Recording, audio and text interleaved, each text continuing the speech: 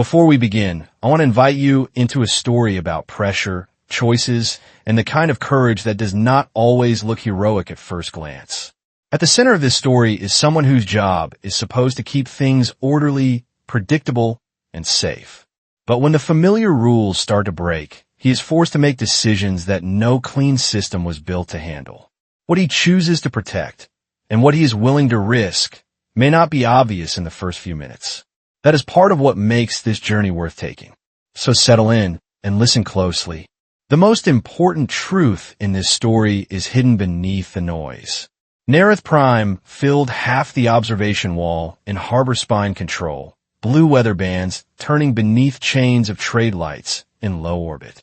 Kael Arden stood at the traffic rail above the Crown Line orbital belt, where he worked as an orbital traffic marshal and kept cargo ships, medical barges, and tug trains from colliding when Port Halo 7 pushed heavy traffic through the trade lanes. This shift was already unstable before the first warning chime. Drift Channel 9 was the problem in front of him, a dense crossing lane that civilian and medical traffic had to clear before the surface storm window closed below. Kael's immediate goal was simple and urgent. He had to get Marshall's relief convoy through the lane without losing spacing, because a delay would cost medicine and field clinics their drop into the equatorial districts. Then he saw the second problem, and to Kael it was worse. Several civilian beacons on Channel 9 slipped out of rhythm in a repeating pattern. It looked small on the board, the kind of thing a tired controller blamed on cheap hardware. Kael knew the lane too well, and the drift looked deliberate to him. The pulse spacing matched an old hidden gate sequence he had buried years ago inside Ashcoil freight lanes. No one should have known it existed. Iris Quinn stepped in beside him with one ear sealed under a headset. Channel 9 markers are skipping in pairs again. I checked the local cluster twice. It is not random. Kael kept his eyes on the traffic flow. Show me the timing. She pushed the strip across his rail. He read it once and felt a cold line settle under his ribs. Same cadence. Same false correction pulse. As far as Kael could tell, someone was not probing the lane. Someone knew what they were touching. He opened a direct channel. Blue line convoy. This is harbor spine control. Reduce speed slightly and hold spacing. Do not chase marker corrections. Marshal answered over engine noise and hospital voices. Blue line holding. We are heavy with patients and support crews, Kael. I need this lane clean. You'll get a lane.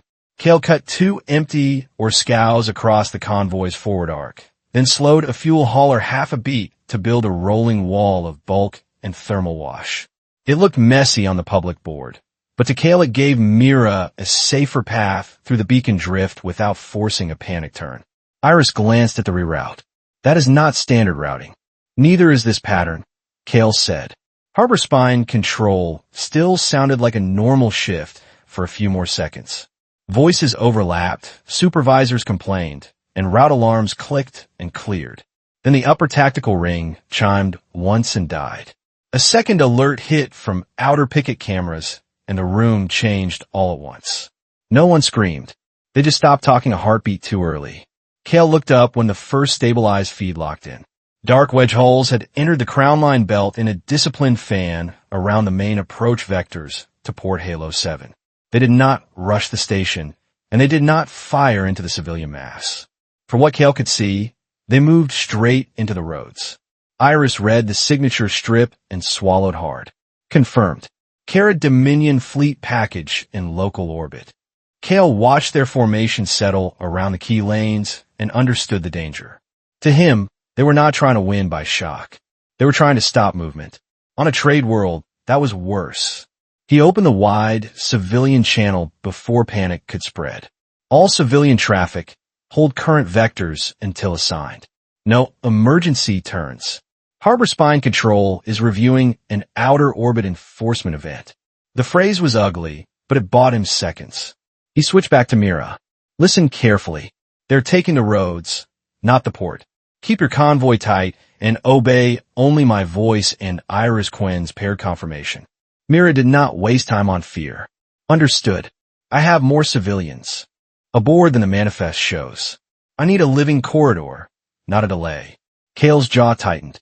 More civilians than reported. Combined with the beacon drift and the inspection pattern already touching medical traffic, it sharpened the threat in Kael's head. This was not only an invasion of orbit. Someone was searching inside civilian flow. A command channel forced itself on a harbor spine priority. The translated voice was calm, almost polite.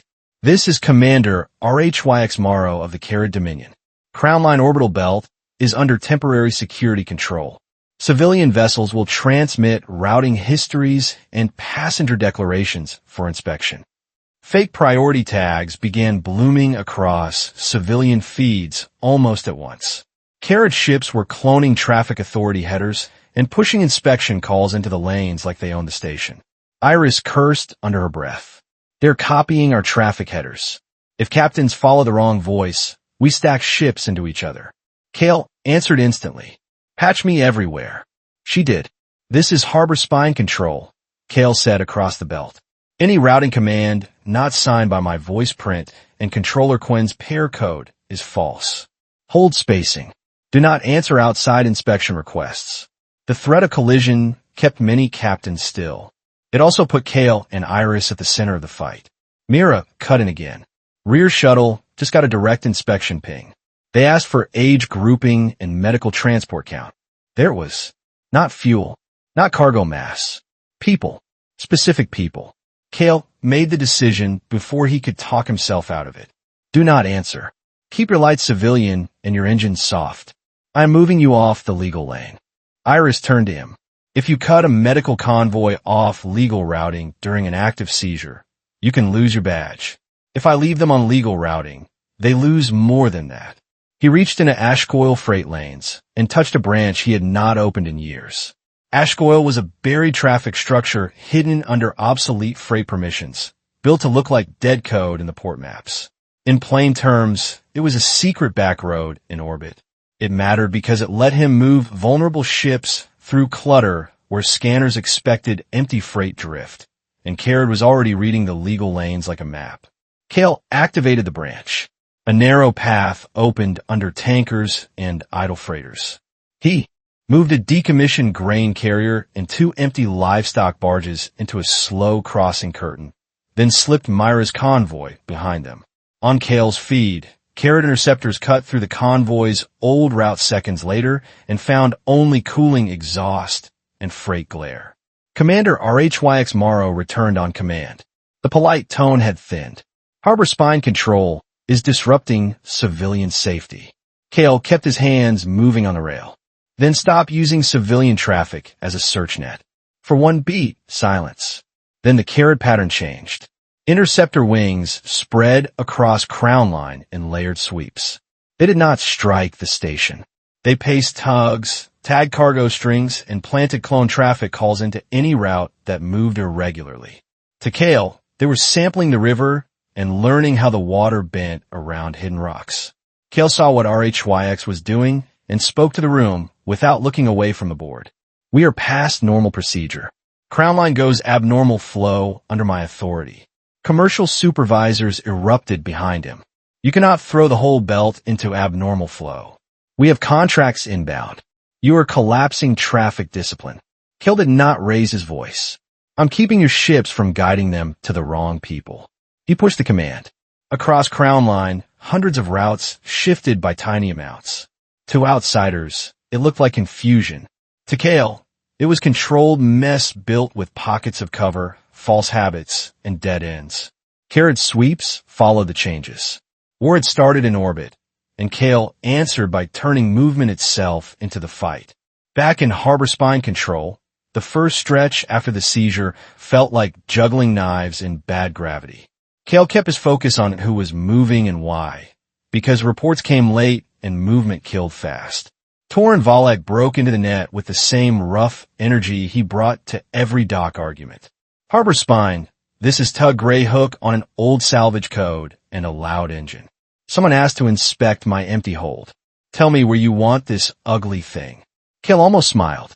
Torin flying meant one more pilot in the lane who thought like a port worker instead of a fleet computer. Gray Hook, take Channel 9 low and drift wide under the container trains. I need a moving wall. Torin laughed once. About time. Greyhook dropped into the lane with all the grace of a wrench and all the value of a shield. Kharad interceptors peeled toward the tug, reading it as a possible route anchor, and Torin dragged them behind stacked freight chains where clean sensor lines broke apart. Kael used the opening to pull a cluster of civilian shuttles out of a choke point near Port Halo 7. He routed by pilot habit now, not ship class, because the Kharad clones were learning standard responses too fast. Captains who braked early were paired with captains who held speed too long. Slow freighters mixed with agile service boats. The lane became human again, messy and hard to predict. Iris kept pace beside him as clone priorities spread across her screens. They predicted your last diversion by 12 seconds. They're building a model. Then we stopped giving them the same shape twice. She shifted 3 boards to manual confirmation. Her hands shook, but they kept moving. I'm seeing forged requests signed from our side. One used my active key set. Kael looked at her. Kill your keys. If I do that, I lose half my control reach. If you keep them, they own your voice. Iris killed the keys. Half her screens went dark. Kael slid more routing strips onto his rail and absorbed the load. Mira called again, and this time he could hear frightened voices behind the medical staff. Kael, a Kharad patrol is pacing our thermal shadow. They are matching speed and waiting. They are tagging behavior, he said. Can you split one shuttle without causing panic? A short pause. Yes. Why? Because I need them chasing something that looks important. Mira understood at once. A decoy transfer. Yes. If they board it, the trick fails. I know. Another beat. Then she said, give me 40 seconds. Kael switched to Torin. Greyhook, I need noise on 9. Scrape a marker cluster if you have to. Torin sounded almost pleased. Now you are speaking, Nareth Prime. Greyhook clipped a legal marker frame and sent it drifting just enough to force nearby traffic to adjust. The lane lit with warnings. Kharad interceptors shifted to avoid a collision chain that never fully formed. In that confusion, a small shuttle detached from Myra's convoy and drifted like a frightened medical pilot before boosting toward a side lane. 2 Kharad interceptors broke off and followed it. Kael pushed a refinery hauler across there. Approach, then fed Torin a crossing line with container drag. Greyhook thundered through the intercept path with magnetized cargo pods in tow, forcing the Kharad pilots high and wide. The decoy shuttle slid under thermal shadow and killed its transponder. The interceptors overshot. Myra's real convoy moved deeper into ash coil. Iris let out a breath. That bought us maybe 3 minutes. I will take 3 minutes. Kael checked the forged inspection patterns again. The targeting logic clustered around medical traffic, child support compartments, and irregular passenger counts. Combined with Myra's hidden numbers, the picture in his head sharpened into something he hated because he already knew where it pointed. Refuge. He did not say the name yet. He watched the Kharad sweeps tighten around tug routes and freight shadows and waited to see if he was wrong. He was not. A maintenance ping touched an Ashcoil branch node using a dead legacy call that only an old system's map or a lucky guess should have reached. A second ping followed from another vector, probing the route like a hand feeling for a seam in a wall. Iris saw his face and stopped speaking long enough to understand. They found a door, didn't they? They found a handle. Mira came back on a private line before he could decide what to tell her. You need my real count. Yes. Her voice lowered. More than 900 off manifest across my convoy in stage shuttles. Families from erased trade settlements. Some are already assigned to Glasswake. Kael closed his eyes for one heartbeat, then opened them on the moving board. He had built Ashcoil to move people who could not survive legal lanes. He had told himself it was a last resort. Now, the last resort was the first line of defense. He answered carefully because the next sentence changed what this fight meant. Then this is not just convoy crossing anymore. We are protecting a hidden dock and everyone tied to it. Mira did not ask why he had hidden it. Not now. Tell me what you need. I need your convoy quiet and boring. I need every shuttle captain obeying the lane voice exactly. And I need you ready to cut another decoy if I ask. Done. He shifted back to the command net and saw Kharad adapt again. Commander RHYX Morrow had stopped sampling broad traffic and started touching the stones one by one. Interceptors moved in pairs toward tugs, maintenance boats, and empty haulers. Boarding was still limited, but close pacing and tag scans increased around anything that could hide route behavior. RHYX had understood the same thing Kael had. The hidden road would reveal itself through the people who used it. Kael opened a broad pilot channel to every tug and freight captain still taking harbor spine calls. If you can hear me, stay moving and stay stubborn. Do not transmit lane history. If they want your route, make them chase you for it. Torin barked a laugh. That is the most honest traffic order you have ever given. A few captains confirmed. A few answered with silence and sudden turns that told Kael they understood anyway. Iris pointed to a cluster at the outer edge of Drift Channel 9. They're setting fake inspection gates. Not random. Filtering by manifest oddities. Kael nodded. They're not here for the port. He finally said the rest because Iris needed the truth to keep up. They're here for people and the registry that proves those people exist. Her face went pale, but she kept working. Then if they reach Glasswake, they do not just take refugees. They take the records. Yes. The floor trembled under them as Port Halo 7's defense guns fired, then fell mostly silent under precise, Kharad return strikes. Kael could not see the whole exchange, but from his board it looked like enough fire to blind and pin, not destroy. RHYX Morrow came back on open command, still smooth. Harbor Spine Control will cease unauthorized traffic manipulation and prepare civilian inspection queues. Kael looked at the lanes he had twisted into control disorder and made the choice he had been resisting since the first wedge hull appeared. He could keep protecting traffic law and lose the hidden route, or he could break the system and maybe save the people inside it. He set both hands on the rail. Iris, mark this under emergency override. Her eyes widened. This will push the whole belt into flagged instability. Do it. She marked it. Kael sent the command. Across Crownline orbital belt, legal routing discipline fractured on purpose. Freight trains rolled into staggered timing. Empty haulers drifted where no clean system would place them. Tug chains split and crossed in patterns that looked wasteful, even stupid, unless a controller knew exactly what they were hiding. It was not panic. It was camouflage. Kharad interceptors surged to follow the new flow, try to read what mattered and what was noise. For the first time since the seizure began, Kael saw confusion in their movement. Only a little. Only for a moment. But a moment in orbit was enough to move people.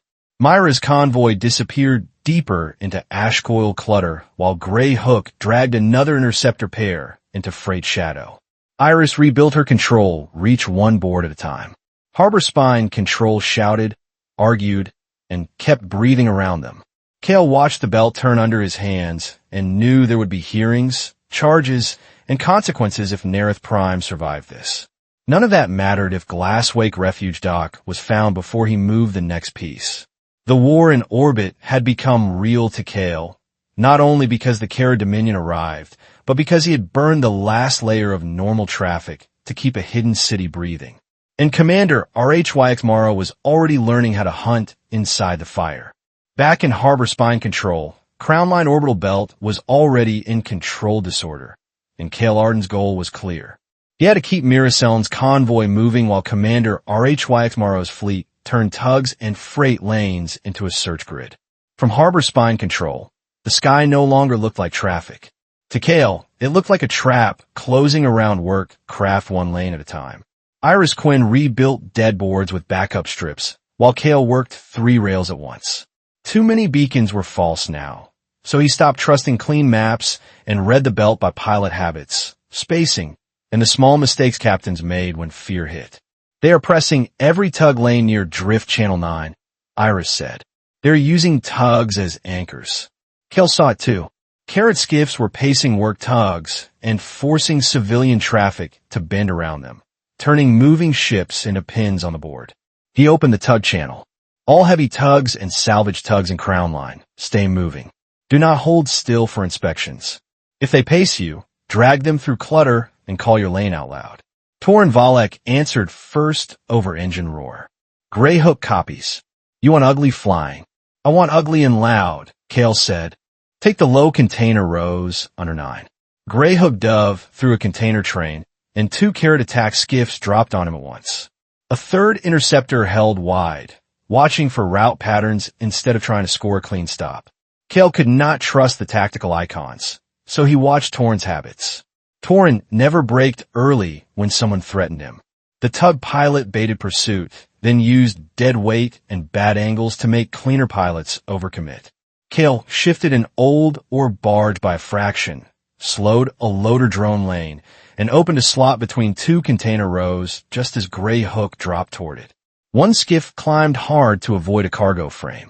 The other skiff burst through and lost lock when Kael pushed a fuel tender across its path. Torin laughed over the channel. That one just learned port traffic the hard way. Kael used the chase line as cover and slid Myra's convoy shadow deeper through the freight clutter. Kharad had started with lane control, but now the fight was a moving pursuit through the cargo belt, and Kael was winning the first pass by reading how real dock pilots flew under stress. A smooth translated Kharad voice cut across civilian channels. Greyhook, cut engines, and prepare boarding verification. Torin answered before Kael could mute him. Come verify this tug after I finish my route. Iris shot Kael a quick look. He's going to get arrested by everyone. If he lives, I will sign the paperwork, Kael said. The first pursuit run ended near a dark row of agricultural containers where harbor spine cameras lost half their angle. Greyhook came out with scorch marks and no serious damage. Still flying, Torin said. What next? I need you meaner, Kael said. Kael's goal in that moment was to pull Myra's medical convoy across a temporary opening before Kharad reset the net.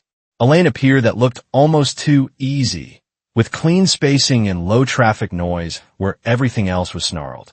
That made Kael stop. During a seizure like this, an easy lane was usually a funnel. He checked a maintenance camera feed Iris pushed to him and saw the shape around it. 2 civilian haulers were drifting in ways that left only one predictable escape line if Mira committed. They built a trap corridor, Kael said. Iris leaned closer. You are sure? No one leaves this much room by accident. He patched Mira on a private line. Do not take the clear lane ahead. Hold in the refinery shadow and wait. Mira answered quickly. We cannot hold long. I have unstable patients and families packed in a service base. I know. Give me 1 minute. He started building a rough cargo weave as a backup, but the trap moved first. A forge evacuation order hit a smaller civilian cluster nearby, and 3 shuttles panicked into the clear lane. Kharad skiffs snapped in from blind angles and closed behind them. They wanted someone to test it, Iris said. Kael was already routing. Patch those shuttles. Tell them cut thrust and roll cold. 1 obeyed. 2 kept running. Kael used the split second of Kharad focus on the panicked shuttles to yank Myra's lead barges sideways through the rough weave. The move saved the front half of her convoy and tore the rear spacing apart. Mira came over open channel, voice tight and controlled. Kael, my support cluster is splitting. I cannot shield both lines. He saw the choice on the board. One branch held fragile patients and core medical staff. The other branch held supply containers, family groups, and overloaded shuttles. Mira, hold the line that keeps the clinics alive, he said. I will recover the other branch. A short silence followed, then one hard breath. Copy. I hate you for making the right call. She cut her convoy cleanly. The lead line dove into Kael's weave. The separated civilian cluster drifted wide and exposed. Kharad skiffs lunged. Torin shoved Greyhook into the chase path without waiting for orders. Kael threw a loader drone swarm into release mode and filled the lane with tumbling cargo drones and warning flashes. One shuttle took a glancing hit and spun, but stayed intact. Another lost thrust and drifted toward a container row. Kael forced his voice slow. Support cluster, kill panic thrust. Tug Sable run, hook the drifting shuttle, and tow low now. A tired voice answered. Sable run copies. Going in. Kael did not know the pilot, but he knew the tug's handling under load. He cleared one line, blocked another, and gave Sable Run a narrow path through bad telemetry and falling drones. The rescue worked, but Kharad learned from it. They watched Kael reject the easy corridor and hide Mira inside a rough commercial weave. On Kael's board, the skiffs began shifting toward old freight timing seams that matched his first Ashcoil rhythm. Iris said it first. They learned how you hide protected traffic. Kael nodded once. Then I never used that rhythm again. A new pattern flashed across the belt. Kharad was no longer just blocking routes. Someone behind RHYX was shaping traps, leaving openings, and studying Kael's responses. That is not just field command, Kael said. Iris kept working, but her voice dropped. Then someone is learning you. Kael moved to a narrower emergency rail so he could run a quieter net with Iris and Mira. His goal had changed from saving one convoy to protecting the hidden destination Kharad was trying to find. He finally said the name out loud. Glasvalke refuge dock exists. Mira spoke first. I guess there was a place. I did not know the name. Iris turned from her board, stunned for one beat. How many people? Enough that if Kharad finds it, they do not need this port anymore, Kael said. Glasswake is a hidden dock under the service shadow. It holds families from erased trade routes and the records that prove who they are. He kept the explanation short and plain. Years ago, I rewired parts of Ashcoil so commercial scans would slide past Glasswake. Kharad does not need Crown Line itself. They need the road to Glasswake so they can take people and identity data. Mira let out a slow breath. You lied when you said you were only cleaning freight logic. Yes. You still kept people alive. Yes. That was all the argument they had time for. Kael began assigning movement by purpose, not ship type. Medical barges stay visible enough to look important. Refuge shuttles go boring and slow. Anything carrying registry fragments never repeats the same cover twice. Iris glanced toward the upper access corridor camera loop. If they are this deep in our signals, they may have someone inside Harbor Spine. Kael had noticed 2 guards missing from the East Corridor feed and shoved the thought aside. Now he pulled it back. Lock local access. Manual door release only on your side. Done, Iris said. Mira cut in again. If Glasswake is the target, why not evacuate it now? Because a mass move glows in traffic, Kael said. We can move groups. We cannot move a hidden city without drawing. Align straight to it. Mira was quiet for a beat. Then we move what matters first and by time. Yes. A static burst hit the command band and cleared. RHYX Morrow's translated voice returned, calm as before. Harbor Spine Control is showing unusual concern for irregular civilian traffic. Your priorities reveal your protected assets. Kael replied only to buy a second while he watched skiff movement. Your priorities reveal the same thing. RHYX did not answer. He changed tactics. Kharad skiffs broke from broad interception and began close passes along civilian hulls, especially old tugs and support freighters. Tiny contact flashes popped on Kael's board where skiffs brushed plating seams. Iris saw it too. They are attaching devices. Trackers, Kael said. Not to find one ship. To find the hidden lane it takes later. The rules had changed again. Kharad was seeding the flow and waiting for traffic to lead them home. Kael's next goal was brutal and immediate. He had to break the tracker chain before tagged work craft wandered back toward Glasswake. He pushed a call to every tug and freighter in his quiet net. If a Kharad skiff touched your hull in the last 10 minutes, declare tag risk now. Do not head to your normal berth. Responses came in messy and overlapping.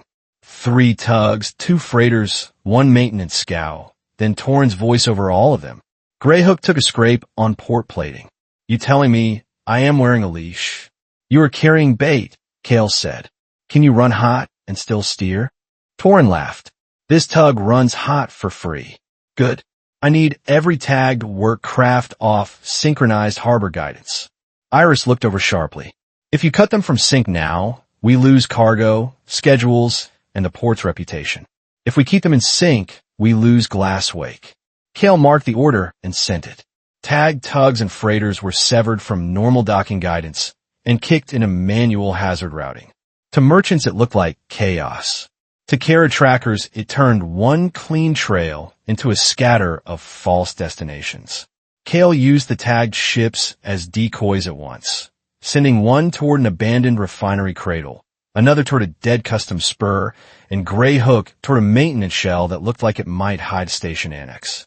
Kharad skiffs followed two decoys immediately. For a few precious minutes, the search bent away from the real shadows. Then Harbor Spine Control took the hit. The East Corridor alarm died without sounding. A metal slam hit the side access, and someone cut through the service lock while the room was overloaded. Kael grabbed an emergency baton and moved toward Iris's station because Iris held the surviving key loops. The first intruder wore a maintenance jacket and moved like trained boarding security. A second intruder came in with a compact jammer aimed at the control boards. Kael kicked a chair into the jammer operator and drove the baton into the first intruder's forearm, then slammed that intruder into a dead console. The jammer skidded under Iris's rail and spat interference across the room. Iris ducked and yanked a manual power strip, killing local output to her own board before the jammer could poison the backup keys. The second intruder lunged for her station anyway. Kael hit the intruder's shoulder first and shoved him off the rail. They crashed into a side panel hard enough to rattle Kael's teeth. Kael struck twice, short and controlled, just to break the grab and buy space. Station security finally hit the corridor from the far side. The intruders pulled back at once, disciplined and fast, and vanished through smoke from a flash disruptor. Kael did not chase. Protecting Iris's board mattered more than catching one team. "Are you hurt?" he asked. Iris shook her head, pale but steady. "They were after my keys." "They were after your keys through your board," Kael said. On the tactical rail, Kharad skiffs were already repositioning with new confidence. A brief translated line pierced static before Iris cut it off. The voice was not RHYX Maros. "Constrain the search to the lower service shadow. The harbor controller has chosen his ground." The line died. Kael stared at the highlighted region of orbital clutter beneath Crown Line. Whoever was setting the trap behind RHYX had not found Glasswake yet, but they had narrowed the search to the right neighborhood. That was enough to start countdown. Kael put one hand back on the rail and forced his voice steady for Iris and the room. "Then we stopped them there." Outside the glass, Crown Line kept moving in broken patterns under engine wash and distant defense fire. Inside Harbor Spine Control, the hunt had changed from guessing to narrowing, and Glasswake was now on. A silent clock. Back in Harbor Spine Control, the room was still standing, and Kael Arden's goal was no longer to preserve normal traffic. He had to keep people alive while Crown Line orbital belt collapsed into controlled confusion and the Kharad search tightened around Glasswake's hidden region. From the observation wall, Nareth Prime looked steady and whole. Up close, the lanes around it were fraying by the minute. Conflicting routing calls were hitting civilian pilots faster than Harbor Spine could clean them. Some captains followed Kael and Iris. Some followed forged Kharad traffic voices. Some followed whoever sounded calmest, which meant entire clusters drifted wrong, corrected late, and scared everyone near them. Kael kept his voice low on the broad channel because panic spread faster than any interceptor. All civilian traffic, hold your nearest safe line and wait for paired confirmation. If two voices give different orders, trust neither and reduce speed. It worked only part of the time. A family shuttle near Port Halo 7 overcorrected and clipped a freight pallet train. A refinery tug shut down engines when it should have drifted. Two med-support skiffs, nearly stacked on the same turn before Torn Valek bullied them apart with Grey Hook's hull and a stream of creative insults over open channel. None of it was random anymore. It was what happened when a city in orbit lost a single shared voice. A priority call from Aurelian trade reach forced itself onto Kael's rail. The board tag showed Council Liaison Rentalvos, one of the people who cared more about market confidence than the bodies behind the numbers. Kael accepted because refusing would cost him time later. Talvos appeared on the side screen in polished office light, not a command room. Marshal Arden, by what authority did you suspend synchronized flow across Crown Line? Kael kept one hand on the traffic rail while he answered. Emergency Survival Authority under hostile seizure conditions. Talvos's mouth tightened. You have caused cascading commercial loss across 6 anchor sectors. Kael watched a false inspection ping bloom near a school transport and killed it before replying. I prevented a hostile force from using your commercial order as a search tool. Talvos leaned closer. Your mandate is traffic discipline. Restore lawful flow. The Reach cannot let Crown Line appear ungoverned. There it was. The hierarchy in one sentence. Talvos and the Reach protected image, contracts, and asset. Confidence. Kael worked the actual lanes where families, clinic crews, and tug pilots lived or died by bad timing. Kael answered without heat because anger wasted breath. Lawful flow is already compromised. I can restore cleaner trade patterns, or I can keep civilian casualties low. I cannot do both right now. Talvos stared at him for a long second. You are making political choices. I am making survival choices, Kael said. The liaison cut the call without resolution, which told Kael 2 things. The Reach hated what he was doing, and they still needed him to keep the belt from tearing open entirely. Iris looked over from her damaged station. That sounded expensive. Kael shifted a loader lane and kept moving. So it does rebuilding a city in orbit. She gave him a thin, tired smile, then went back to work. The human cost sat in every channel now. Captains asking where to take children after docking bays were reflagged. Medical staff asking which station arm still had pressure-safe berths. Dock workers calling for missing crews because beacons had gone dark under false tags. Kael could not answer every voice. He answered the ones that changed outcomes. Mira, move your unstable cases to the inner berths first. Keep the families low and quiet. Torin, stop grandstanding and clear lane 12 low. I need that turn in 20 seconds. Iris, drop public confidence messaging. Use plain words. Tell them where to wait and who to trust. He chose people over throughput again and again, and Crown Line's trade spine bent further under the strain. He knew exactly what that choice would cost him later, if there was a later. For now, it kept the sky from becoming a stampede. Kael's next goal was to buy Mira enough time to move the real medical convoy and registry fragments away from Glasswake's approach shadows. To do that, he needed Kharad to chase something loud, believable, and wrong.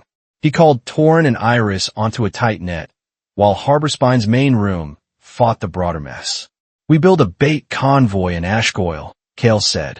It has to look like protected traffic trying to run. Our HYX follows pressure. We give him pressure. Torin answered first. You want a fake panic line. I want a line that looks too important to ignore. Iris pulled up remaining freight assets and frowned. We lost synchronized control on half these. Ships. I can still spoof a pattern, but not for long. That is enough, Kael said. He assigned pieces fast. Greyhook would lead because Torin could survive close pursuit. 2 tag freighters would drag broad heat signatures. A decommissioned med shuttle shell would ride hidden between them to mimic protected cargo. Iris would leak just enough routing behavior into compromised channels to make the convoy visible to Kharad, but not so clean that it looked planted. Mira came on the line as Kael finished. If they bite, I can move the real convoy through pipe glass lane under maintenance cover. It is tight but passable. Kael, picture the route. Pipe glass lane ran along older service scaffolds under Drift Channel 9, narrow and ugly, but did not behave like the Ashgoyle rhythms Kharad had already sampled. Do it when I say move, he said. Not before. The bait convoy launched from a cluster of freight shadows and immediately looked wrong in exactly the right way. It moved with too much caution for empty cargo and too much urgency for legal freight. Kharad skiffs noticed within seconds. Commander RHYX Morrow's intercept wings dropped hard from the upper lanes, then split to cut the obvious exits. They were fast and disciplined, and Kael respected that even while he tried to break them. The chase slammed into Drift Channel 9. Container trains drifted in long rows like apartment blocks in the dark, and loading drones stitched between them in predictable work loops until panic commands and false signals shattered the pattern. Greyhook knifed through the gaps with one engine running hotter than it should. Kharad skiffs pressed from 3 angles, pushing false identification calls into the bait convoy to force hesitation. Gray Hook, identify and hold for escort inspection, one translated voice called. Torin barked back without slowing. You can inspect my exhaust. Kael almost told him to stop talking, then left it alone. Torin's voice sold the performance. A fresh hazard bloomed ahead when wrecked drones, old salvage units with strip guidance, drifted into the lane and lit up as if they were active traffic control nodes. Kharad had seeded them to lock the corners and heard the chase. They're closing your next turn, Iris said. 2 wrecked drones on the inner bend. Kael did not trust the icons. He watched Gray Hook's line, the skiff's spacing, and the way. One Kharad pilot held slightly back to preserve a clean shot lane. That pilot expected linear traffic behavior and a predictable dodge.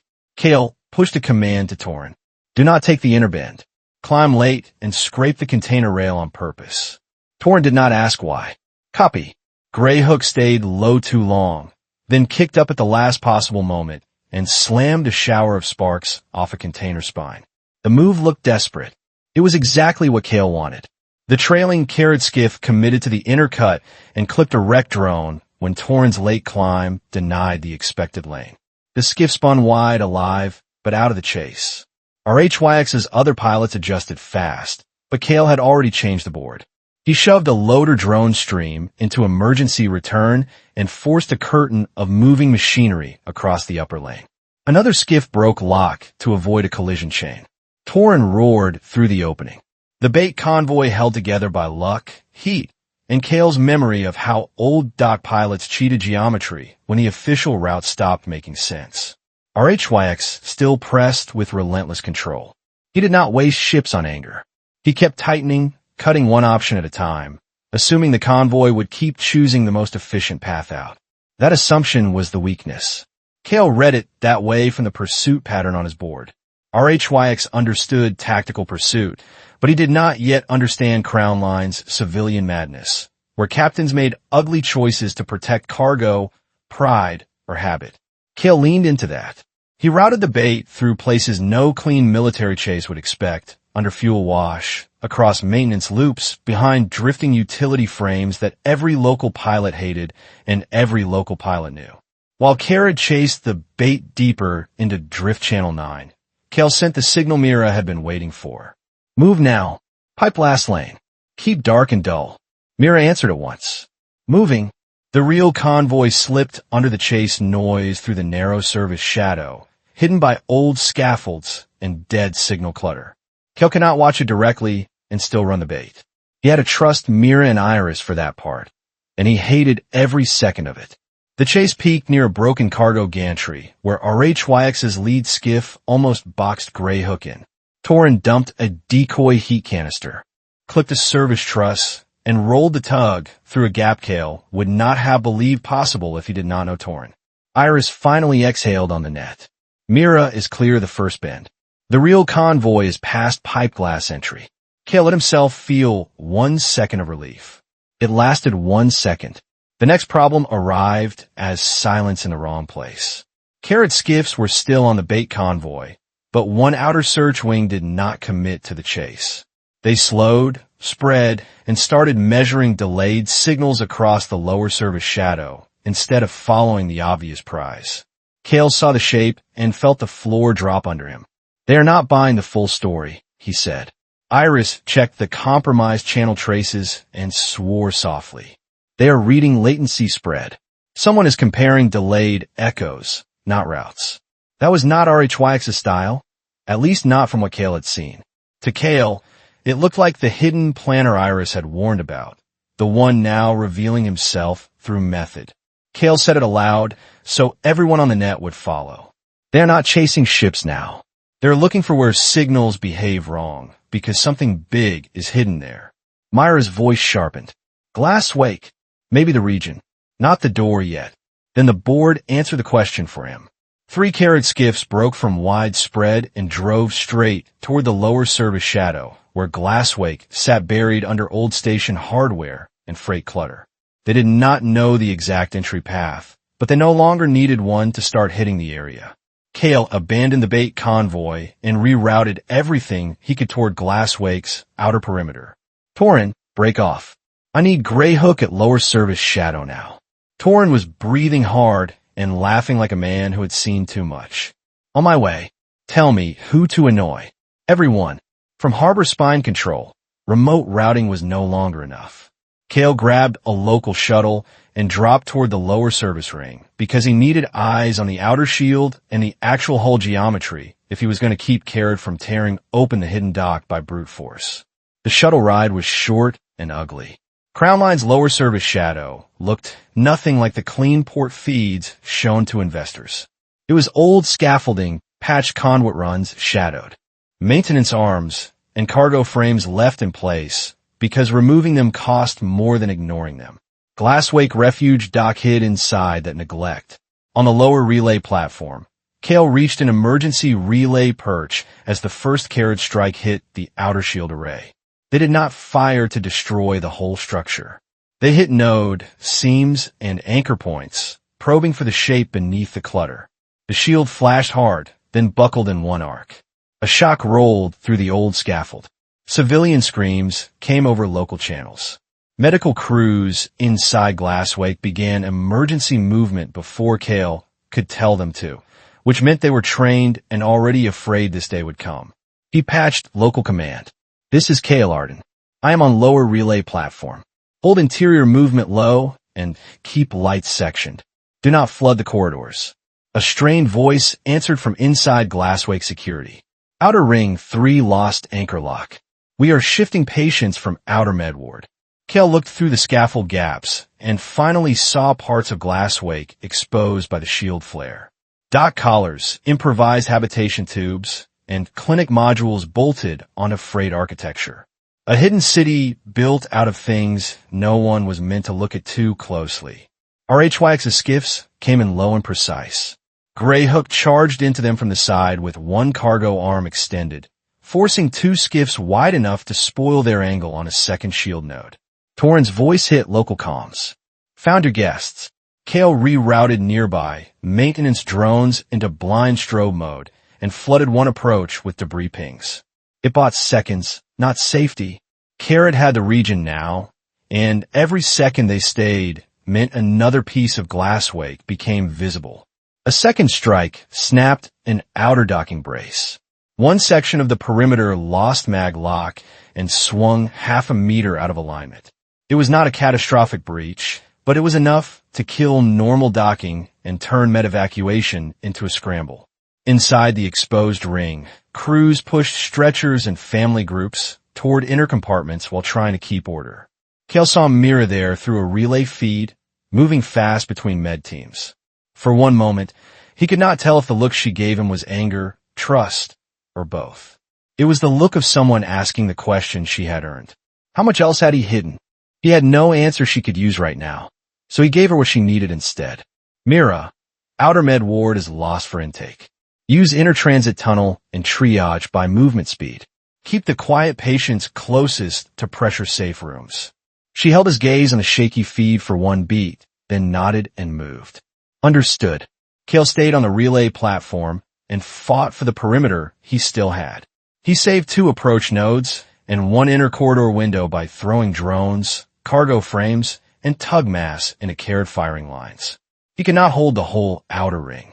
Glasswake's outer skin was no longer a secret. It was a battlefield.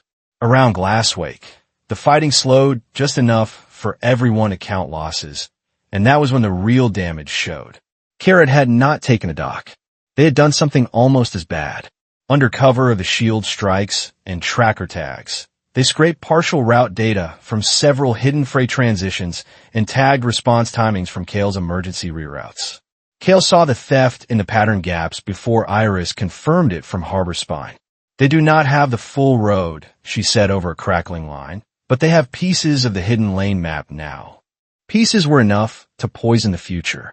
Any lane Kharad had touched could no longer be trusted for protected movement. Kael marked them red on his local rail one by one and felt the map of safe options shrinking.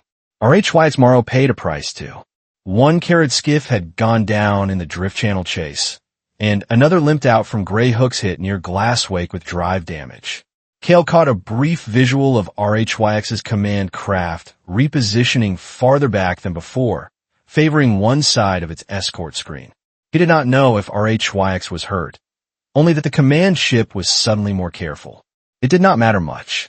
RHYX had achieved the tactical goal that counted. He had found the hidden region and broken the outer secrecy. Then the next layer of the enemy moved. A new signal washed across local and public channels at once. High priority, broadband, impossible to mistake for field command traffic. Kharad skiffs paused their probing runs and pulled into cleaner formation as if someone more important had stepped into the room. Iris came through the line, breathless. Kael, that is not Morrow's command signature. I'm seeing executive authority tags. A second translated voice replaced the field cadence. It was slower, colder, and built for audiences, not pursuit teams. This is High Executor Selkerdren of the Kharad Dominion. Nareth Prime will surrender all irregular refugee holdings, hidden transit records, and unauthorized civilian caches for security review. The message continued across Crown Line, over panicked civilian traffic, over damaged docking arms, and over med channels trying to triage in the dark. Further resistance will be treated as deliberate concealment of hostile assets. Kael stood on the shaking relay platform and stared at Glasswake's wounded outer ring while the ultimatum rolled through the belt. The seizure of lanes had been terrible. This was worse. For what Kael had seen, the unseen planner's trap work and RHYX Morrow's field pressure had done their job. They had taken a port fight and turned it into something larger than a port. Now the Kharad Dominion was no longer pretending to inspect traffic. It was naming people as the prize in public and daring Nareth Prime's trade elites to choose profit, order, or the hidden lives under their own orbit. Kael looked at the failing outer shield, at Grey Hook limping between scaffold shadows, at Mira moving inside Glasswake with med crews and frightened families, and he understood what came next. The next fight would not be about hiding Glasswake. It would be about whether Nareth Prime would stand up before Kharad tore the rest of the dock open in daylight. On the lower relay platform, Kael Arden's goal changed the moment Selkerdren spoke across Crown Line. He was no longer trying to hide Glasswake by silence alone. He had to keep the refugees alive while forcing Kharad to chase the wrong proof. He stayed on the lower relay platform and listened to the last line of the ultimatum echo through damaged channels. Around him, the old scaffolds trembled under distant impacts, and Glasswake's outer ring glowed in broken patches where the shield had thinned. Selker did not ask for surrender in general terms. He asked for specific things that told Kael exactly what mattered to him. Registry records, hidden transit lanes, access to Glasswake. Kael said it out loud on the tight net so the others would hear the shape of it. He needs the names and the route map alive. If he only wanted to destroy the dock, he would already be firing wider. Mira came back over the line from inside Glasswake, breathing hard but steady. So he wants people tracked, not just scattered. Yes. Iris cut in from Harbor Spine with static under her voice. And the hidden planner behind Morrow will want clean verification before Selker commits to a full seizure. He will not risk handing over bad data to someone like that. Kael watched a Kharad skiff probe the perimeter, then pull back instead of finishing a damaged brace. The move matched what he was hearing. Selker set the price. RHYX applied military pressure in the lanes. The hidden planner built the trap that turned panic into usable proof. The hierarchy was clear now, and so was the weakness. They needed confidence in the registry trail. Kael crouched beside the relay housing and pulled up a rough local map with half the icons missing. If they need proof, we give them proof we control. Torn Valek laughed once through the channel. You mean lie to people who brought an invasion fleet? I mean feed them traffic they can measure and misunderstand. Kael explained fast in plain terms because there was no time for anything else. The lanes were like footprints in wet dust. Kharad had learned to follow real movement by pattern and delay. If Kael could make a false evacuation look urgent enough, consistent enough, and expensive enough, Selker might commit RHYX and the planner to the wrong run one more time. Not forever, just long enough to finish moving the weakest people and cut Kharad's angle on Glasswake. Mira was quiet for a beat. You're talking about using panic as bait again. I'm talking about using their certainty as bait. Above them, another broadband message from Selker rolled across public channels. This one shorter and colder. He repeated the demand for refugee registry transfer and authorized lanes to Glasswake, then gave Crown Line a narrow compliance window. Kael muted the public feed and stood. The new strategy was ugly, but it matched the enemy's need and his own shrinking options. He keyed the net. Everyone listen. We stop trying to look normal. We build one controlled lie, protect one real evacuation, and make them spend their best pursuit force in the wrong place. No one argued. That told Kael how bad things had become. Kael's next goal was to prepare the final counterplay before Selker tightened the orbit. To do that, he needed 3 things working at once, even if none of them looked impressive on a status board. He needed Iris to build a command path Kharad could not hijack easily. He needed Torin to turn civilian tug crews into a volunteer wall. He needed Mira to get the weakest refugees deeper into the dock before the next strike. In a lower service annex, Kael rode a maintenance shuttle back toward Harbor Spine's lower service annex instead of the main control floor. The main floor was too visible and too contaminated by forged priority traffic. If the hidden planner was still inside their command patterns, Kael needed a smaller room and fewer doors. The annex sat behind old loader rails and a pressure lock most executives forgot existed. It smelled like hot metal and coolant, and the lighting flickered when Crown Line rerouted power away from decorative sectors. Iris was already there with 2 techs and a table full of stripped relay housings. I cannot rebuild Harbor Spine, she said before he even asked. I can give you a narrow spine that only carries what we choose. That is enough. She tapped a dull gray unit bolted into a maintenance frame. This is a minimal dispatch core. It is ugly on purpose. No public interface, no trade priority modules, no legacy permissions to spoof. It will not run the whole belt. It will run selected lanes and authenticated handoffs. Kael nodded. That was exactly what they needed.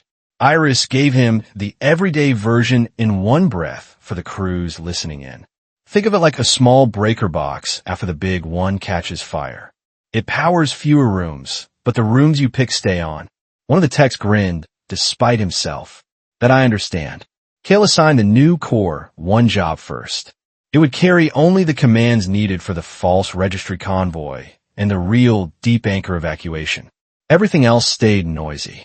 At Dock Brace 12, outside in the tug yards, Torin was building his side of the plan. Kael found him in Dock Brace 12, standing on Grey Hook's hull and shouting route assignments to crews from half a dozen work tugs. These are not soldiers.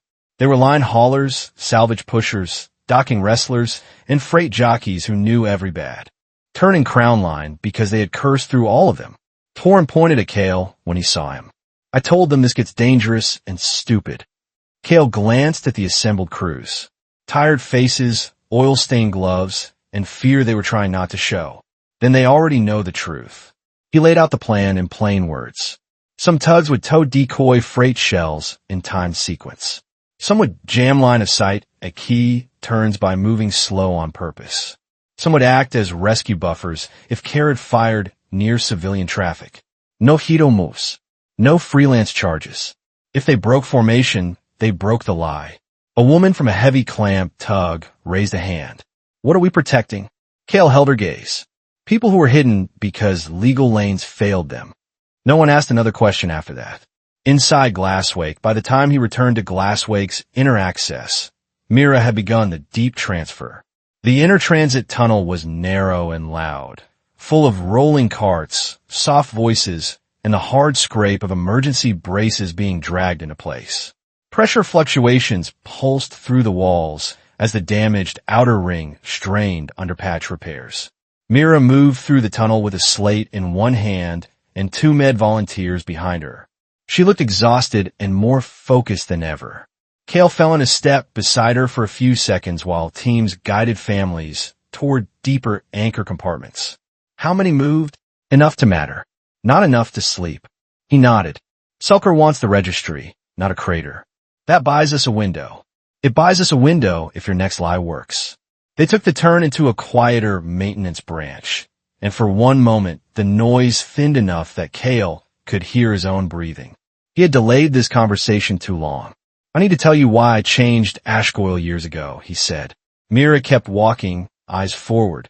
I know part of it. You lied about maintenance reasons. Yes. He swallowed once and kept it simple. I watched a refugee convoy get erased from legal routing after a trade dispute. Not destroyed in one strike.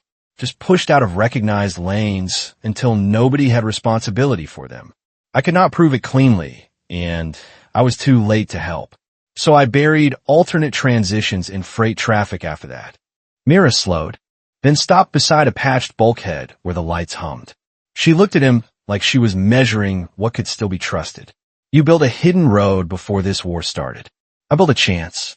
Then I told myself I would never need it. She did not soften. She did not step closer. You should have told me sooner. I know. A stretcher team passed them and turned deeper into the tunnel. Mira watched until they were clear. I'm not forgiving the lie because you finally explained it, she said. I'm standing with you because right now your lie is still keeping people alive. That was more than Kael deserved and exactly what he needed to hear. He nodded once. Then I will make the next one count. The quiet moment ended when Iris broke in over the tight net. Kael, minimal core is live. We are ready when you are. Kael looked at Mira. We move on my mark. She met his eyes and gave a short, hard nod. Do not waste the window. Kael's next goal was to make Selker believe the refugee registry was leaving Glasswake. To do that, he built a ghost lane with real traffic, real timing, and false meaning. He used freight shells, auto haulers, and tug spacing to form a convoy pattern that looked protected without looking theatrical. The fake registry payload rode inside a shielded container that held nothing Kharad wanted except a burst beacon designed to act like guarded data handoff equipment. Iris fed the convoy through the minimal dispatch core in short, authenticated pulses, then let compromised channels see fragments of the movement. Enough to tempt the hidden planner. Not enough to look like a broadcast. Kael explained the intent once on the net and then cut the chatter. We are giving them a trail they can check. Let them think they discovered it. The ghost convoy slipped out through Ashgoyle freight lanes and headed away from Glasswake's wounded region. It moved like a hurried evacuation under pressure, with small mistakes Kael inserted on purpose to make the line feel human. Selker took the bait faster than Kael expected. Kharad command traffic shifted across the belt, and RHYX Morrow's pursuit elements peeled off from the Glasswake lock screen to intercept the apparent registry run. Their skiffs moved in layered wedges, not a probe this time. RHYX was committing. Torrin grinned over the line from Greyhook. He bought it. Kael did not answer the grin. Stay disciplined. The lie only works while it looks expensive. Then the hidden planner changed the board. Civilian beacons across wide sections of Crown Line blinked out at once. Not physically destroyed, but suppressed under a hard identification lock. The effect hit like fog rolling through a city. Ships still moved. Lights still burned. But the shared labels that told everyone who was who went thin and unreliable. Iris cursed softly. He blanked the beacon layer. Not all of it, but enough. We just lost easy civilian recognition in 3 sectors. Kael understood the move at once. The planner was testing the ghost lane under near-blind conditions, forcing Kael to reveal cleaner control if he wanted the convoy to survive. It was another trap built around verification. Public traffic panicked again, and Selker's threat window kept ticking in the background. Kael forced himself to slow down for one clear thought. The planner needed something more than movement. He needed data clean enough to report upward. That need limited him. If the planner was still unsure whether the ghost convoy carried the true registry, he could not simply order indiscriminate destruction and call it success. Selker demanded capture and confirmation. Kael keyed the net. He cannot scorch the lane yet. He needs proof. Use that. Torrin laughed once. You say that like it is comforting. It is not. It is useful. Kael leaned into the weakness. He started feeding partial manual corrections through the minimal core, each one just clean enough to keep the ghost convoy stable, and each one placed where Kharad observers would think they were seeing a protected command effort guarding precious cargo. At the same time, Iris let the rest of the sectors remain messy and half-blind. To the hidden planner, it would look like Kael had chosen what to save. RHYX drove harder into Ashgoil, pulling more force with him. Kharad skiffs tried to box the ghost convoy near a split in the freight lanes, but the volunteer tug crews executed their slow block pattern on time, forcing the interceptors to re-angle and lose seconds. Those seconds were the point.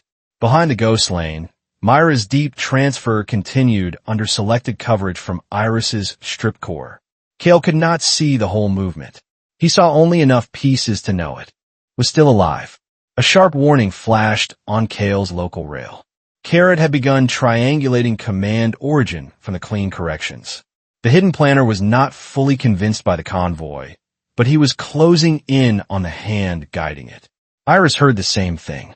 Kael, if you keep sending those corrections from hidden nodes, he will map the relay chain. Kael looked at the shrinking options and made the decision before fear could argue with him. Then I stopped hiding. Torin came in immediately. What are you doing? I am putting a visible command target on the lane. Kael grabbed his jacket and headed for the tug dock. If he wants the hand on the wheel, I will give him one he can chase. Myra's voice cut through the noise. Kael, if you do this, RHYX will come for you directly. That is the point. He kept moving while alarms, engine calls, and half-dead beacons washed through the annex. The ghost convoy had bought a window, but the window was collapsing. The only way to stretch it now was to become the clearest target in the belt. Kael stepped into the dock tunnel and did not look back. At dock brace 12, Kael's final goal in this phase was simple enough to say and hard enough to survive. He had to pull RHYX Morrow away from Glasswake's lock zone long enough for Mira to finish the last deep evacuation and for Iris to keep the belt from going fully blind. He reached dock brace 12 at a run. Greyhook was fueled, scarred, and patched in 3 new places. Torin stood at the ramp with 2 volunteer crews already moving decoy shells into tow positions. You really are doing this, Torin said. Kael climbed aboard. You asked who to annoy. Torin's grin flashed and vanished. Try not to get us spaced. Greyhook pushed off into the lane with Kael on command assist and Torin on helm. Around them, Crown Line looked like a working port trying to pretend it was not under siege. Tug lights moved in nervous chains. Freight shells drifted where they should not. Suppressed beacons made every silhouette feel uncertain. Kael keyed a broad tactical call on channels Kharad could not miss. This is Marshal Kael Arden.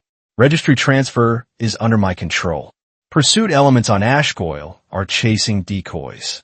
Torin shot him a look. Subtle. Subtle already failed. The line did exactly what Kael wanted.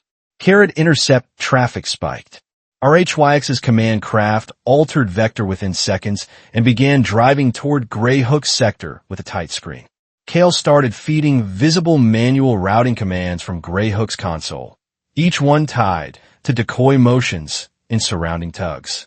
To the hidden planner and Selker, it would look like the field marshal of Crown Line survival traffic had finally exposed himself to preserve the registry run. Behind them, Iris held the system together with selective manual dispatch through the stripped core. She sounded calm, but Kael could hear the strain in every clipped update. I have 2 sectors stable enough for civilian drift holding. I cannot hold a third unless someone clears the lower turn near brace 8. Torin answered before Kael could. I have Para and Dallin on that route. They will drag scrap frames and make a wall. A new vibration rolled through Greyhook's hull as distant Kharad fire struck somewhere behind the freight lines. Kael checked the map and saw why. RHYX was not wasting time on warning passes anymore. He was cutting approach geometry, forcing Greyhook toward a denser cluster where military pursuit had the advantage. Kael leaned over the rail. Take us through the loader maze by Anchor Cradle. Torin frowned. That gap is ugly. It is ugly for us. It is worse for him. Greyhook dove into the maze of suspended loader arms and inactive cargo frames. The route was not a formal lane, so much as a habit locals used when official paths were blocked. Kael called turns by memory, distance, and feel. Left under the bent truss. Hold low.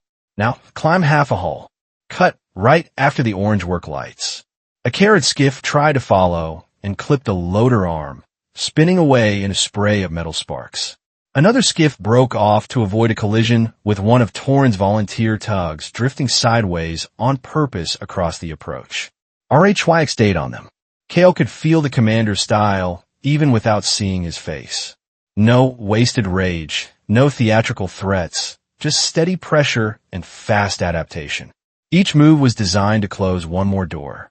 Then Selker's voice returned on the public band, louder this time because everyone in Crown Line was listening. Compliance window is closing. Deliver the refugee registry and access corridor now. Failure will trigger orbital closure under Dominion Security Authority. Kael understood what that meant in practical terms and said it quietly for Torren's sake. He is threatening to freeze trade and transit. Turn the belt into a prison until someone hands over the names. Torren's jaw tightened. Then we make sure he leaves without them. Inside Glasswake, Mira came on a line, at last with the update Kael had been waiting for.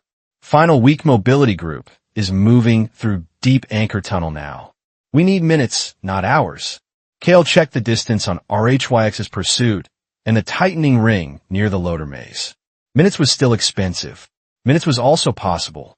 He straightened over Greyhook's console and opened a direct challenge burst on the Kharad pursuit band, knowing RHYX would hear it. Commander Morrow, you on the registry. Come take the command ship that carries it. It was another lie, and this one put his own body inside it. RHYX's formation tightened and accelerated. Kael looked ahead at the next knot of freight shadows, at the broken lights, at the narrow turns he had known for years as a traffic marshal and never expected to use as a battlefield. He felt the fear, the fatigue, and the strange calm that came when choices were finally reduced to one line. He had drawn RHYX away from Glasswake. Iris was still keeping selected lanes alive. Mira was finishing the last deep evacuation under the noise. Now he only had to survive the chase long enough to make all of that matter. Inside Crown Line's loader maze near Anchor Cradle, Kael Arden's goal was simple now and brutally short-term. He had to keep RHYX Morrow chasing him long enough for Glasswake to finish its last evacuation moves and for Kharad's ring around the refuge zone to break apart. Greyhook shook under thrust as Torren Valek drove them through the loader maze. Behind them, Kharad pursuit lights cut through freight shadows in a tight line, which told Kael that RHYX had accepted the bait and wanted the command target alive. Kael stayed bent over the auxiliary console and used what he knew best. He did not try to beat Kharad with cleaner hardware. He used the real traffic habits of Crown Line, the turns freight crews took when tired, the drift pockets everyone hated, and the narrow service gaps only port workers trusted in. A crisis. Take us towards Split Brace 7, Kael said. Not the marked lane. The old mover track beside it. Torren glanced at him. That track is half dead. That is why RHYX will overcommit to cut it. Greyhook rolled hard and slipped past a line of idle container frames. Kael pushed visible routing calls across open channels again, making himself look like a desperate marshal trying to save one precious convoy, while he quietly signaled volunteer tugs to start Phase 2. The first part of the trap was not a weapon. It was timing. 3 civilian tug teams pulled long container trains out of holding positions at staggered intervals and nudged them into motion across intersecting freight lanes. The moving chains were too slow to look like an attack and too heavy to ignore, which forced any fast pursuer to split formation or lose momentum. YX adapted fast. 2 skiffs peeled wide to flank. 1 pair cut low through a maintenance gap Kael had expected them to try. Kael pointed at the rail display. Now, Torren, push and brake on my mark. Parateam, drag your tail train across lower cut. Torren hit the controls with practiced brutality. Greyhook surged forward, then dropped speed so sharply that Kael's shoulder slammed the console brace. Behind them, the Kharad lead skiff overshot the turn window by a few seconds and clipped the edge of a shifting container train. It did not die. It spun, lost vector, and blocked the skiff behind it. The lane narrowed in an instant. Kael heard Torren breathe out through his teeth. You build a wall with freight. With traffic, Kael said. Freight is just what traffic looks like here. RHYX still came. That was the part Kael respected and feared. The Kharad commander did not panic at disruption. He reformed smaller units and kept pressure on Grey Hook, using short bursts and clean angles, always trying to force Kael into open geometry where military pursuit worked best. Kael gave him the opposite.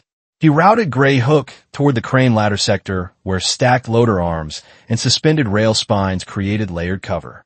At the same time, volunteer tugs shoved another line of cargo frames into a slow drift, forming a moving barrier that split the Kharad pursuit into separated pockets.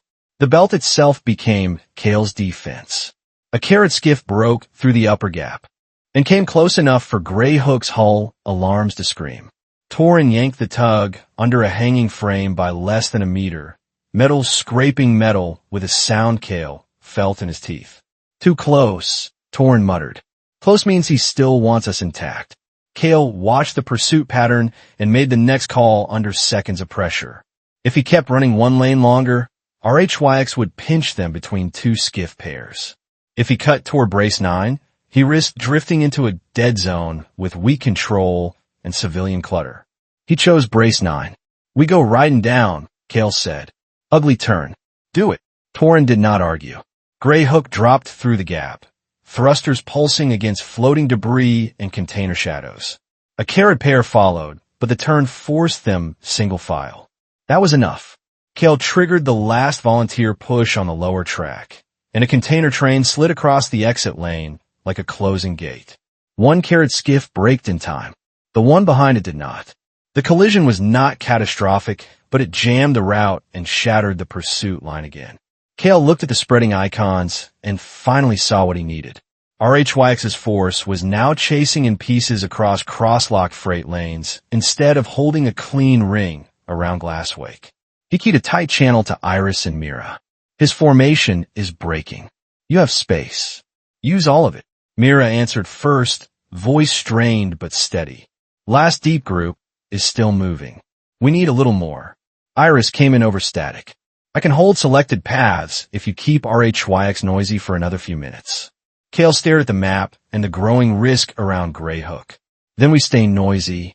Grey Hook slid into partial cover behind a bank of maintenance tanks while Torin's crew swapped out a scorched relay block by hand. The tug's hull groaned from near misses, and the cabin lights dimmed every few seconds.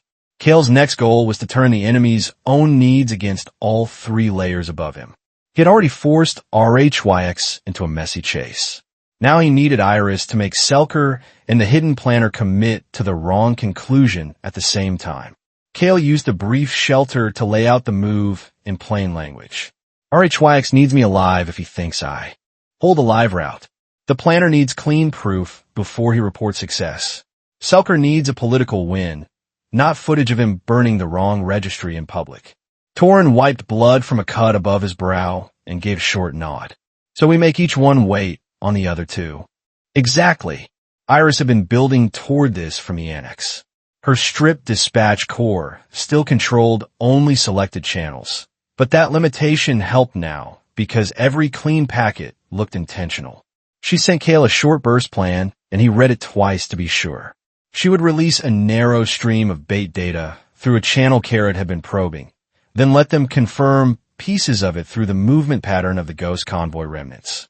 The bait stream would look like a compressed registry handoff in progress, but its metadata would point to a lane cluster already being cross-locked by drifting freight trains and volunteer tugs.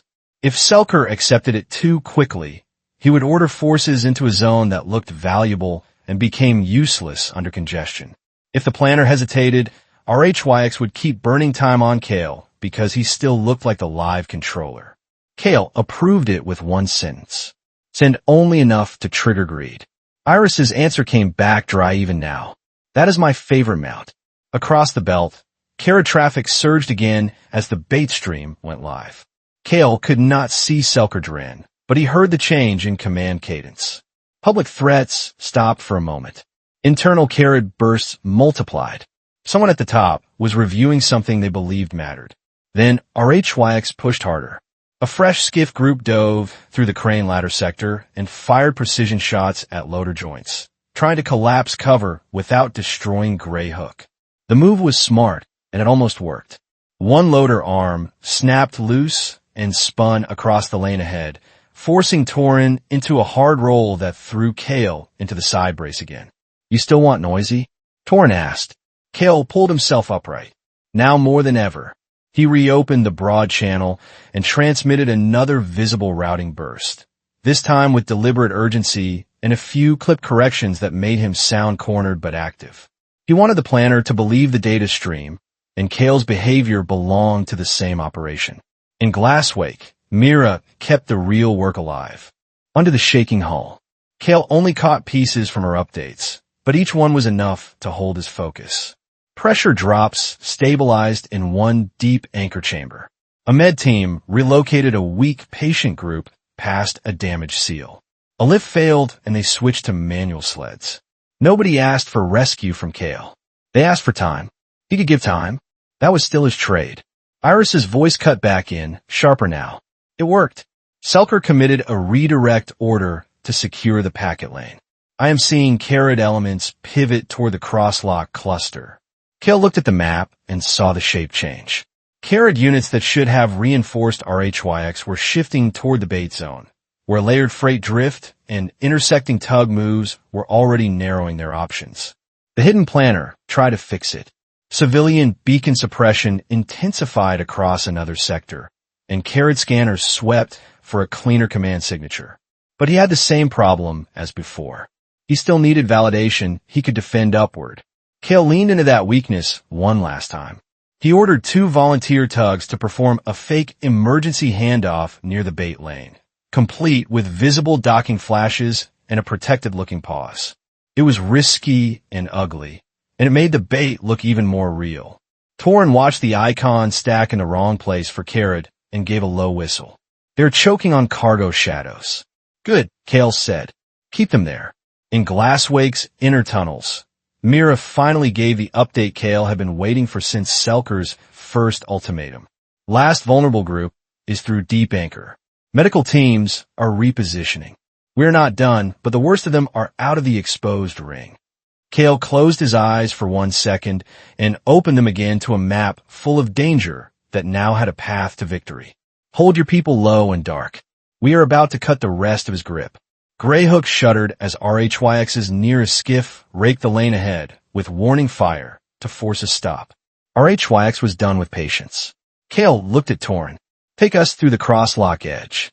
We're going to make him choose between the chase and his own commander's bad order." Torin grinned through exhaustion. "That sounds like port work." At the edge of the crosslocked lane cluster, Kael's goal in the last hard push was no longer just survival. He had to finish the main problem in one move by breaking Kharad's chance to take the refugee registry alive. Greyhook burst from cover into the edge of the cross-locked lane cluster, where Selker's redirected units were already crowding one another. Freight trains drifted across intersecting tracks. Volunteer tugs moved like stubborn work animals in tight formation. Suppressed beacons left too many ships reading as unlabeled masses. It was the worst place in Crown Line for a military force that needed control and confirmation. RHYX arrived behind them with what remained of his pursuit group and immediately saw the problem. Kael could not hear his voice, but he could read the commander's intent in the skiffs that hesitated, split, and tried to reestablish clean firing angles without hitting Kharad units ahead. Kael opened one direct burst on the pursuit band. "You wanted the route alive. Your own command just buried it in traffic." RHYX did not answer in words. He drove his lead craft close enough to force Greyhook toward a narrowing lane and nearly pinned them against a drifting container spine. Kael made the final traffic call of the battle from memory and instinct.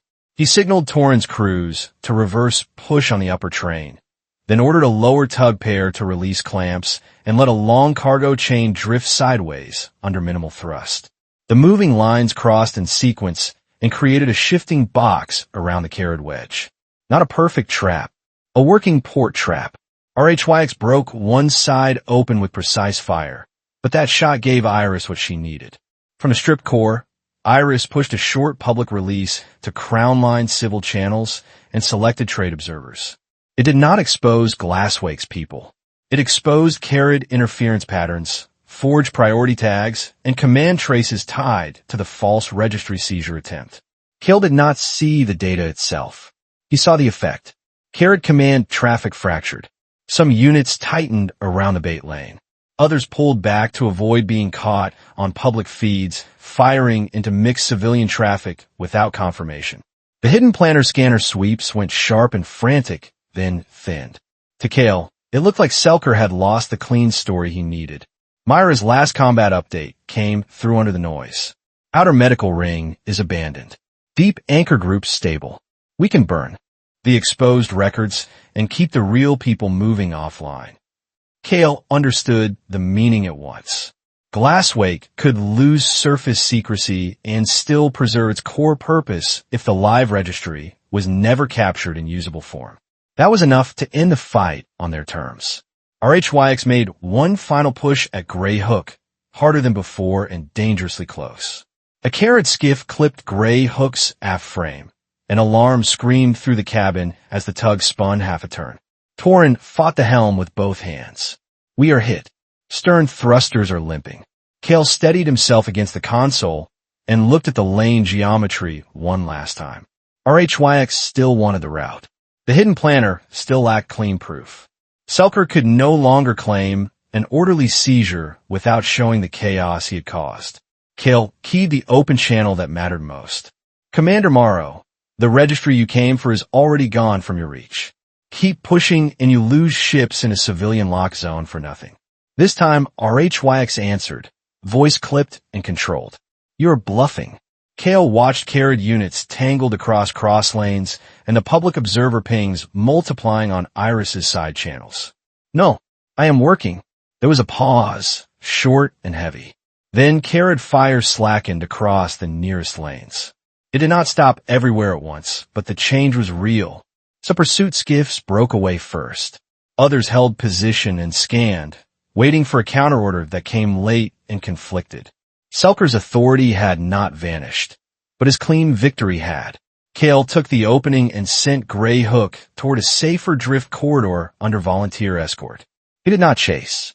He did not taunt. He just kept traffic moving long enough for the battle to become an exit instead of a collapse. By the time the last Kharad pursuit elements withdrew from immediate pressure range, Grey Hook was barely flying and Torin was holding the helm together with curses, tape, and stubbornness. Tell me we won, Torin said, not looking away from the controls. Kael stared at the map where Glasswake's core routes had gone dark by design and the Kharad net had gone ragged. They failed the job they came for. Torin let out a breath that sounded like a laugh and a groan together. I will take that. Later, after the firing died down, an emergency cruise began the ugly work of counting damage. The personal costs arrived.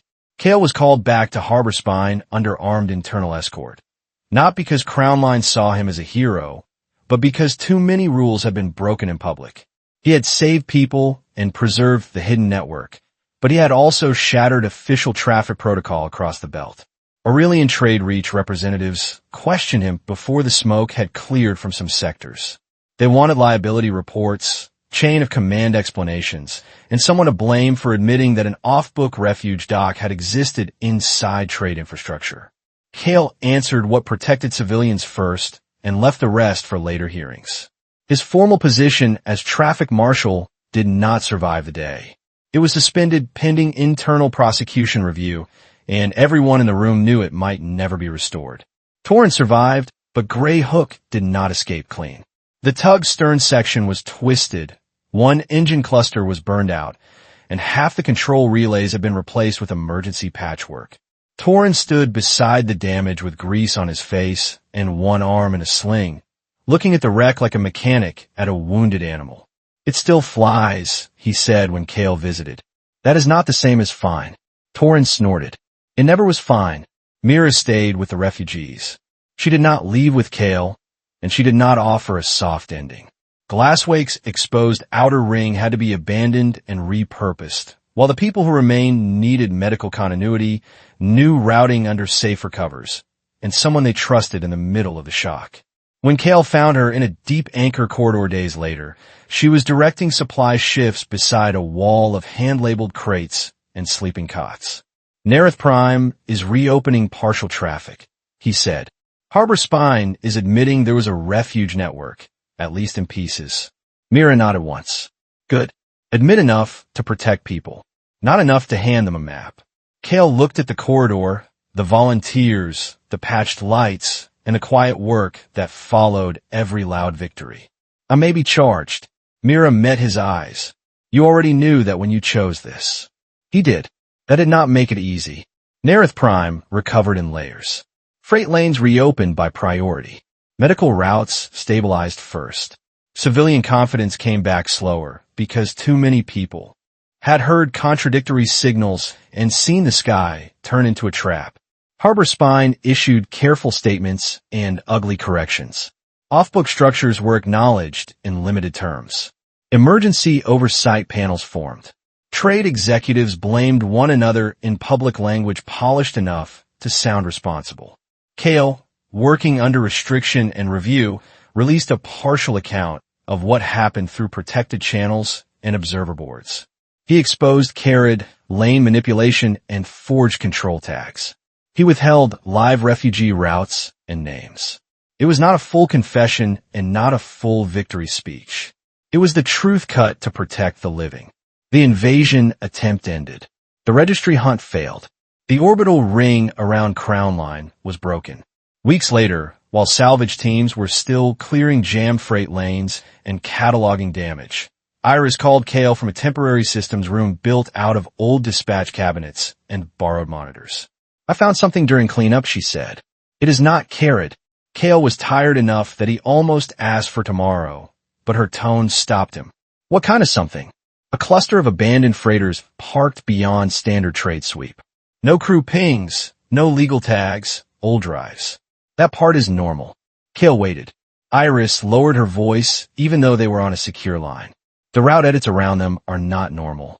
Whoever hid that cluster used the same style of algorithm patching you used in Ashcoil. Same habits in the timing offsets. Same way of masking civilian drift as maintenance noise. Kael stared at the dim Harbor Spine window where Crown Line traffic moved again in slow, stubborn lines. That is not possible. That is what I thought. He felt the old cold focus return, not from panic this time, but from recognition. Somewhere beyond Nareth Prime, someone in another star system had built hidden roads the same way he had, for reasons he did not yet know. The Glasswake fight was over. The sky had still left him one more question. If this story stayed with you, it may be because it was never only about ships, signals, or a battle in orbit. It was about the people who keep others alive when the rules fail them. It was about choosing who to protect when the cost becomes personal. And it was about one hard truth that never changes no matter how far we go into space. A system can be rebuilt. A port can reopen. But the lives you save become part of the future. Kael did not walk away with a clean victory. He walked away with consequences, questions, and one more shadow waiting beyond the next trade lane. And maybe that is what makes a story feel real. Not the moment the fighting stops, but the moment people decide what kind of world they will rebuild after it. If you enjoyed this story, please like the video, share it with someone who loves science fiction, and subscribe to the channel for more deep space stories like this. Your support helps this channel keep bringing these worlds to life, one story at a time. And if you want, tell me in the comments. What would you have done in Kael's place when saving people meant breaking the system? Until the next story, stay curious, stay kind, and keep looking up.